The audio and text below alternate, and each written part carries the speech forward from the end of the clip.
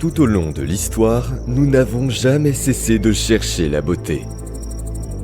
Nous demandons à la nature des ressources pour les décomposer et les réorganiser, mais nous payons aussi le prix de la destruction écologique sur le chemin vers la beauté.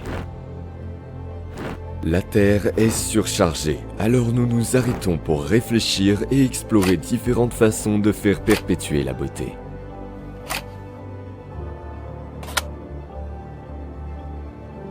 L'industrie textile, c'est 4% des émissions de gaz à effet de serre mondiales. Quand on parle de développement durable, il y a évidemment la partie environnementale et il y a la partie sociale. Quand on réfléchit, et l'actualité récente nous le montre, aux enjeux majeurs du XXIe siècle, on pense changement climatique, on pense perte de biodiversité, raréfaction des ressources naturelles et bien évidemment toutes les conséquences qu'il y a pour les êtres humains sur l'ensemble de la planète. D'abord, il y a l'action des pouvoirs publics. Les gouvernements du monde entier se sont réunis, il y a eu la COP21 à Paris, plus un certain nombre de réunions internationales où des engagements ont été pris et se sont traduits par des lois. Et pour vous donner un exemple, en France, depuis le 1er janvier 2022, il n'y a plus le droit pour les acteurs du monde de la mode de détruire les invendus. Avant, quand on ne vendait pas, on détruisait. Aujourd'hui, on n'a plus le droit de détruire, donc il faut trouver des solutions, produire moins et recycler.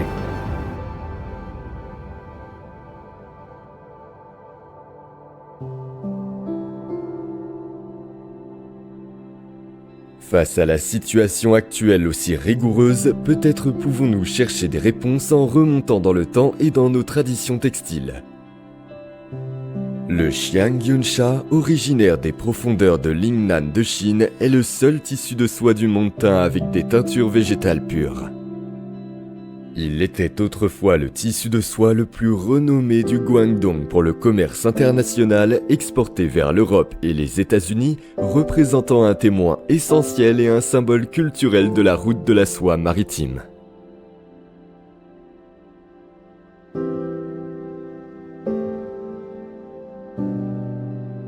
那么当时呢，我记得通知是凌晨3点钟，要去到晒粮场，要去拍到香云纱的最后一道手工艺。到了之后呢，其实哇，整个的场景就把我给震撼到了。我见到的整个场景就是在小河边，然后有一个巨大的一个草坪，然后有一群人在热火朝天的在劳作。我觉得这种就是特别特别美好的，就像天地之间的一幕大剧场一样。后来我才了解到，原来我们那天看到的是香云纱的最后的一道工艺和工序，就是要涂上珠三角洲的无污染的小河糖泥，然后再去封存，然后再去在旁边的这个河水里把它洗掉。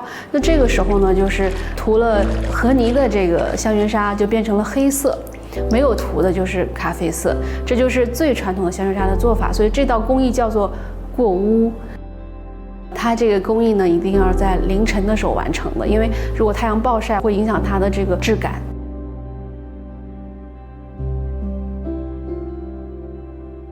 L'unité entre le ciel et l'homme, le moment opportun et le rayon de soleil le plus approprié forment le Xiang Yunsha. Les travailleurs trempés de sueur sur la pelouse douce et plate teignent la verdure infinie en rouge foncé et clair. La responsabilité nous incombe de préserver et de transmettre les techniques de teinture et de finition du Xiang Yunsha, un trésor de la culture chinoise. 香云纱的制作工艺跟天和跟自然是非常非常的密切的。然后经常晒粮工人都说我们是靠天吃饭，就是香云纱的制作工艺对天气的这个要求非常高，比如说一定要温度在25度以上。一定要太阳暴晒，所以刮风啊、下雨啊、阴天啊这种天气里面是都不可以晒粮的。另外呢，它只有在就是珠三角洲一带才具备这样的一个环境。比如说我们在广东的一带的话，我们要从每年的4月份到10月份这期间才是可以去晒粮了。那当然这中间又去掉一些天气的原因，所以呢，它每年晒粮的时间是非常的短的。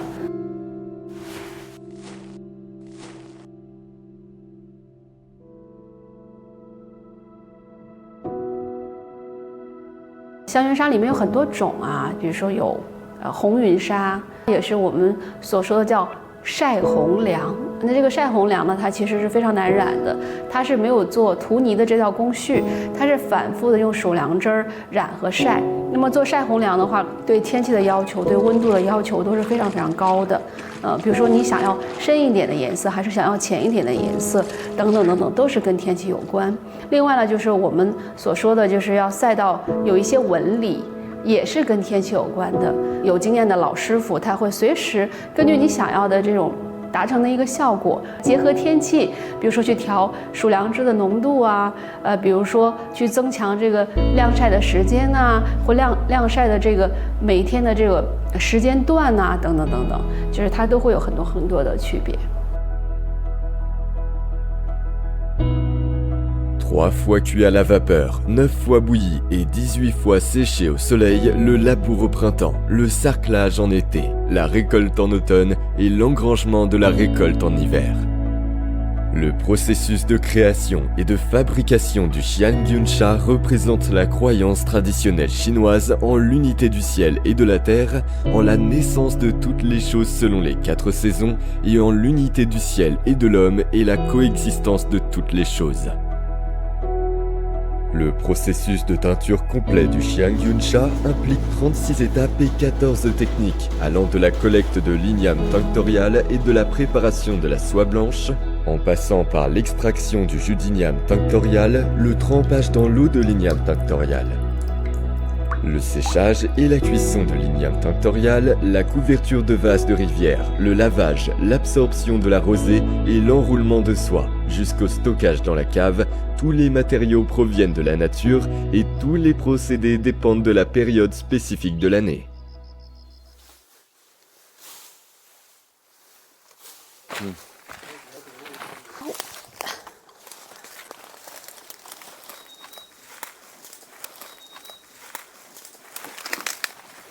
Eh, 这个差不多了。那个够老，那个够老。这个老了。这个这么大。这个老了。都还不够老。这个差不多了。哦，这个漂亮，这个很亮，这个很漂亮，这个很亮，这个很漂亮，这个哎，这个可以了。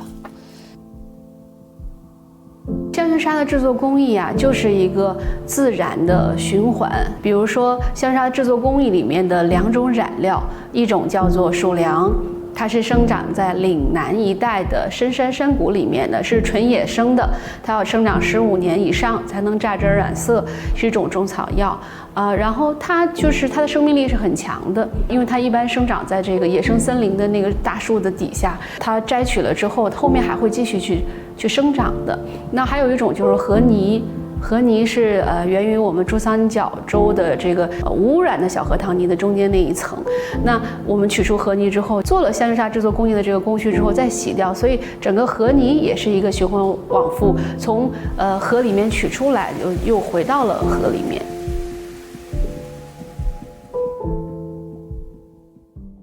L'artisanat traditionnel est souvent empreint de durabilité dans le choix des matériaux, et les créateurs de mode contemporains commencent à le reconnaître et à prendre en compte l'importance du choix des matériaux. En effet, une des caractéristiques du luxe, c'est qu'on utilise principalement des matières premières naturelles. Donc en fait, il faut se souvenir que ces cuirs, ces cotons, ces laines viennent de prairies, d'animaux qui ont été élevés. Et donc, on a un lien très fort avec la nature qu'il faut préserver pour pouvoir continuer à faire ces magnifiques produits.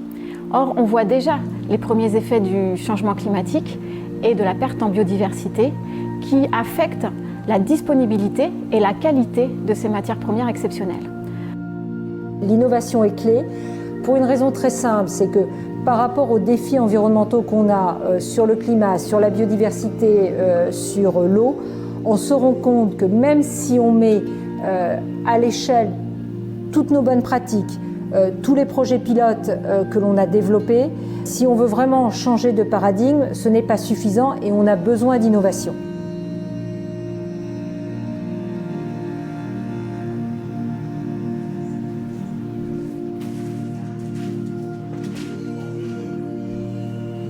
From that time, sustainability and context and the market change a lot. So nowadays we have a plethora of sustainable options in the market. If you go to a fair, you can see a lot of sustainable offers for different manufacturers. So the aim was to be close to the suppliers, to our direct suppliers that are mainly based in Italy. So from Novara in 2019, we moved in Milan in this really nice showroom. In order to have a space for our brands, for our departments, for the different departments of brands to discuss and to launch. Basically, we, in triangulation with suppliers and innovators, startups that offer new technology, basically we launch pilots and projects in order to test and validate specific technologies. So for us, it's very key, the collaboration with our key strategic suppliers, because they are the real important stakeholder in our supply chain that are able to implement a technology in order to offer to brands a specific innovations. So basically we work in this kind of ecosystem in which we collaborate with an open innovation approach with these different stakeholders in order to offer to the brands in the right time the innovations or the technologies that is ready to be implemented or to be accepted by the brands. Of course, the physical library is a collection of different samples, and so it's a very important tool for us to talk with brands, for example, to understand what they are looking for, to discuss with them to launch new.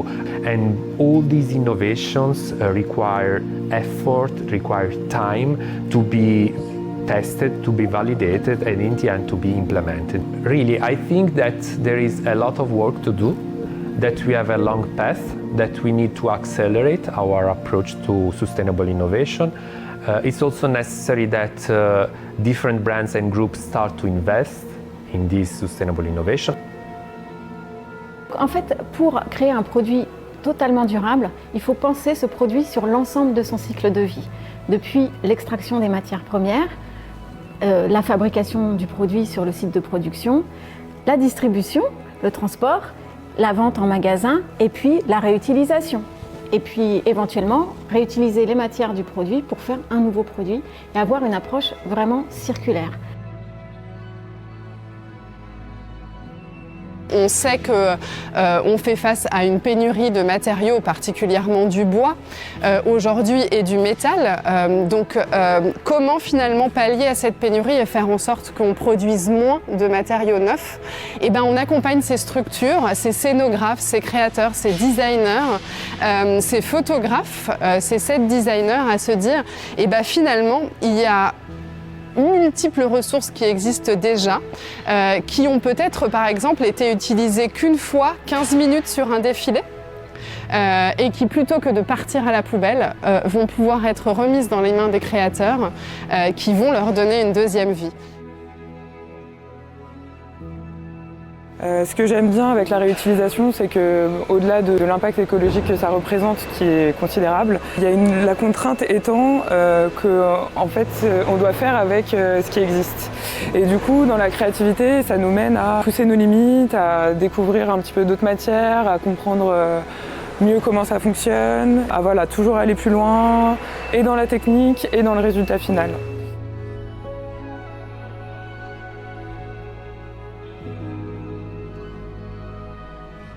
Ces structures, c'est aussi des grandes entreprises de la mode et du luxe, chez qui on va également collecter des scénographies de défilés, par exemple, mais aussi des chutes de production, des stocks dormants, qu'ils ont envie de redistribuer de manière solidaire pour soutenir les professionnels de la culture et les étudiants, parce que finalement, dans nos adhérents, on a presque 45% d'étudiants.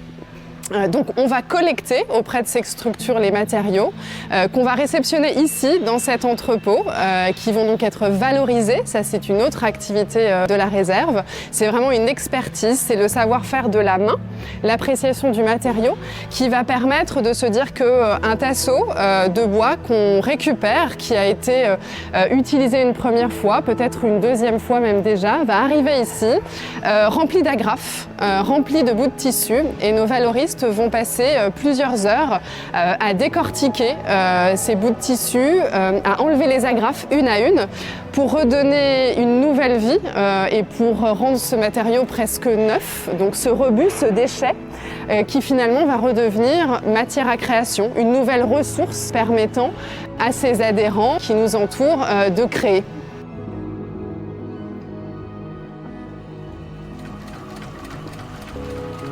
Cette peau qui a été fabriquée il y a tant de temps, aujourd'hui elle n'est plus fabriquée, ça devient un objet rare. Si j'ai des compétences en maroquinerie pour en faire une pièce de très bonne qualité, ben, c'est aussi précieux en fait que le cuir qui vient de sortir de l'atelier et qui en fait n'a jamais, est tout neuf sur le jour, mais en termes de technique, en termes de qualité de produit, c'est équivalent quoi.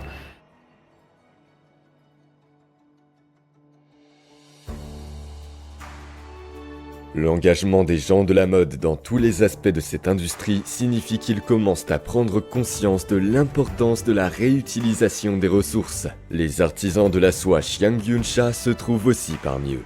D'ailleurs, l'accès aux matériaux de la nature est également mis à rude épreuve. 香云纱呀，可能现在用的越来越少了。有几个原因。第一个就是传承人，因为确实是整个制作工艺的过程当中是非常的辛苦的，都是户外劳作、手工劳作啊，尤其是在烈日之下。那第二个呢，最重要的问题就是缺乏设计感，就是它没有创新，它依然还保持着这种老式的那种状态。大家不会穿、不会用的话，那可能很难就传下去了，所以它产量逐年在减少。您多大年纪？ 我差不多60，我做过30年。30年了。30年多了。30多年了。我做这个，我18岁开始干这个了。18岁就开始做了。哇，30年，哎呀。即係年紀大啦。你屋企好多幾代啊？都係幾代人都係。 我屋企啊，我公公嗰個阿嫲都係做啊。哇！1、2、3，三代。那你担不担心这个香云纱到时候会越来越少了？我会的。会担心。对。我们就想把这个香云纱，在我们这儿也能传承下去，在你们这儿手工艺，在您这儿能传承下去，然后让它在生活当中呢。 我们能把它传承下去，所以一起加油！大家加油！对，大家加油！就是我是希望把最正宗的香云纱的面料和制作工艺把它保存下来，把最高品质的香云纱的制作工艺把它保留下来。那么同时呢，也是希望赋予它当代性。 让它以更加就是符合我们当下生活的，然后更时尚的这样的一个状态回到我们生活当中来。如果这一个面料它成为一个美术馆里的展品或者博物馆里面的展品的时候，它是没有办法再持续的。但是如果是它能够成为一个商品，能够或者是成为一个物件，它能够回到能被穿上、能被使用的时候，会有更多人去参与到这个里面来，对，它会有更大的一个市场。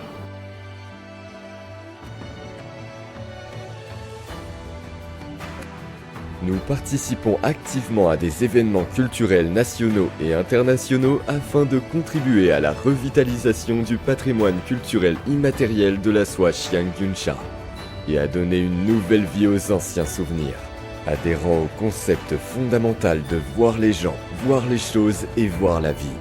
Nous continuons à explorer la manière d'intégrer le patrimoine immatériel à la vie moderne, de sorte que la culture traditionnelle puisse être revitalisée dans la société moderne, promouvant ainsi les échanges culturels et la compréhension mutuelle.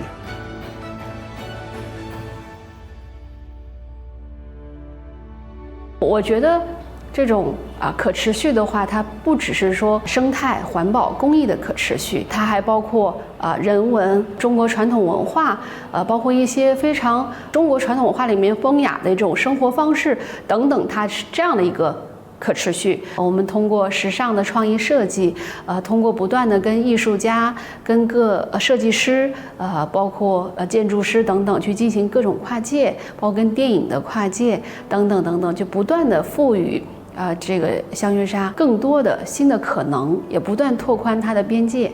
我们是希望用中国的面料和工艺去做世界的设计，就是我们还会希望它是国际化的。在国际化的同时呢，就是我们希望打造的是属于中国当代的新风尚。就是它是有中国的风尚可能跟西方不是特别一样，它是比较含蓄的、内敛的，但是呢，它是非常有能量的。因为香云纱是最中国的面料了，我们希望这种中国新风尚能够被更多人去看到，能够走到世界的这个舞台上去，是一种新的姿态走到世界的舞台。我们往往这种手工艺和面料，它其实是个载体。就是如果你想让这个手工艺它能够持续下去的话，一定要赋予它更多的生命力。它不只是一个手工艺了，到这个时候它应该是一个代表一种文化的载体。Les concepts de durabilité prennent vie grâce à la transmission de l'artisanat traditionnel. Les efforts concertés des participants de tous bords peuvent rendre cette vitalité encore plus vigoureuse. La jeune génération de designers, en particulier, commence à réfléchir à la durabilité à la source. On travaille aussi beaucoup avec les universités. On croit énormément au fait que les étudiants, cette nouvelle génération de designers, mais aussi de personnes qui travailleront sans être designers dans cette industrie, sont force de proposition. Donc juste pour vous donner quelques exemples, avec la Chine, nous avons en fait Tsinghua University. Nous avons une collaboration qui est ancienne et qui aujourd'hui est vraiment centrée sur la thématique développement durable. Cette collaboration est vraiment protéiforme. Premièrement, nous avons par exemple établi avec eux ce que l'on appelle un MOOC, donc qui est un cours en ligne pour sensibiliser en fait les étudiants qui vont travailler, on va dire, dans le domaine artistique ou dans le domaine de notre industrie aux enjeux du développement durable, donc toujours sous ces différentes dimensions, mais également de leur donner en fait les outils de compréhension et d'appréhension de manière concrète des sujets.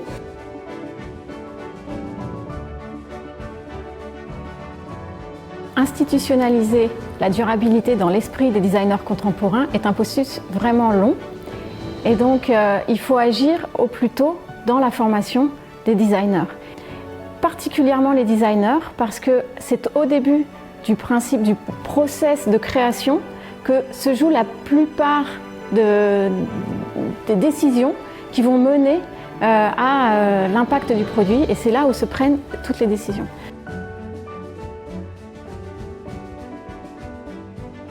Je suis venue à l'IFM en septembre dernier justement pour avoir une formation à la fois théorique et pratique dans l'industrie du textile et du luxe sur ces notions de développement durable qui étaient assez encore abstraites à l'époque. Aujourd'hui, elles sont beaucoup plus concrètes. Tout ça fait qu'aujourd'hui, j'ai une vision plus concrète et plus pointue sur ces notions de développement durable qui me permettent d'aller de l'état de concept justement à l'état de fait qui est aujourd'hui indispensable si on veut intégrer le développement durable. Qu'est-ce qu'on peut faire en termes de circularité? Et ça, du coup, je vais l'amener dans ma vie professionnelle. Cursus, on a pu connaître bien sûr les procès de faire notre industrie le plus durable possible mais aussi on a eu la chance de parler avec des différents professionnels qui aident dans ces procès de l'industrie. Par exemple, on a eu la chance de parler avec des initiatives qui parlent de l'eau, qui parlent de animal welfare, qui parlent aussi de le sourcing de matières premières, donc dans tous les aspects de la chaîne productive. Et du coup, ça a été le plus intéressant parce que comme ça, on peut vraiment voir l'impact de chaque petite étape dans l'industrie entière.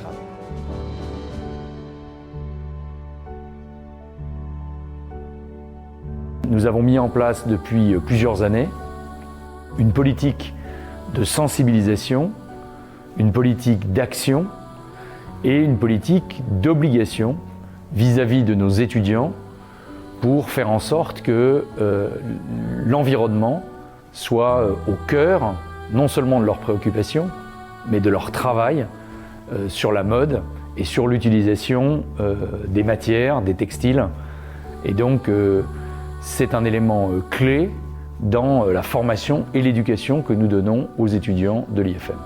Alors nous avons depuis 3 ans mis en place pour tous les étudiants de l'IFM, il y a plus de 1000 étudiants à l'IFM, d'abord une trentaine d'heures de cours, 36 heures de cours exactement, obligatoires pour tous les programmes, tous les étudiants de l'IFM, pour les sensibiliser à la préservation de la planète et comment l'industrie de la mode doit s'adapter pour préserver cette planète.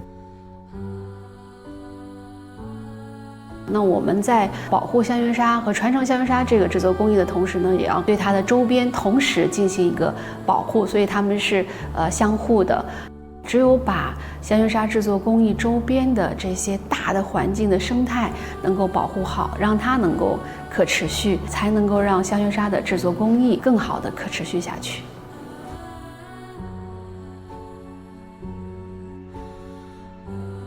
La responsabilité sociale et environnementale est une préoccupation en France depuis de nombreuses années et elle fait partie aujourd'hui non seulement des programmes mais des aspirations des jeunes. Tous les jeunes aujourd'hui en France sont sensibilisés, et plus qu'en France, je pense en Europe, sont sensibilisés à la problématique de la préservation de la planète. Et ils sont conscients du fait que si on ne fait rien, la planète sur laquelle on vit aujourd'hui ne pourra pas durer éternellement. Chez Kering, sous l'impulsion de François-Henri Pinault, on est convaincu qu'on a une responsabilité particulière pour changer ce paradigme. Donc c'est pour cela que c'est au cœur de la stratégie. Tout ça fait que de toute façon, luxe et développement durable ne font qu'un, et on a cette responsabilité d'être lanceur de tendances et de donner des exemples. Donc pour le luxe, c'est pas une option, mais c'est vraiment un devoir, comme je le dis souvent. Et après, plus largement, je considère que quel que soit votre secteur, quelle que soit votre taille, si une entreprise veut continuer de se développer, elle n'a pas le choix que de mettre en fait un pilier développement durable, une stratégie développement durable, CSR, RSE, ESG. On prend la sémantique que l'on veut, mais qui derrière prennent en compte vraiment très concrètement ces enjeux. Pas le choix.